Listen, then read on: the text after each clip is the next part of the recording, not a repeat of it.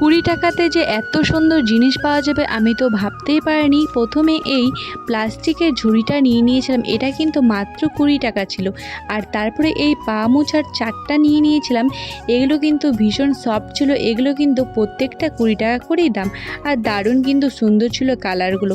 তারপরে কিন্তু এই হটপটটা নিয়ে নিয়েছিলাম, এই হটপটটাও কিন্তু ভীষণ সুন্দর, এটাও কিন্তু মাত্র 20 টাকা। আর এই বাটিটা দেখতে পাচ্ছ, এই বাটিটা কিন্তু ভীষণ সুন্দর আর কালারটাও খুব মিষ্টি, এটাও মাত্র 20 টাকায় নিয়েছিল। তারপরে একটা বোতল নিয়েছিলাম, এই বোতলটার কালারটাও ভীষণ মিষ্টি আর খুবই সুন্দর, এটাও মাত্র 20 টাকা নিয়েছিল।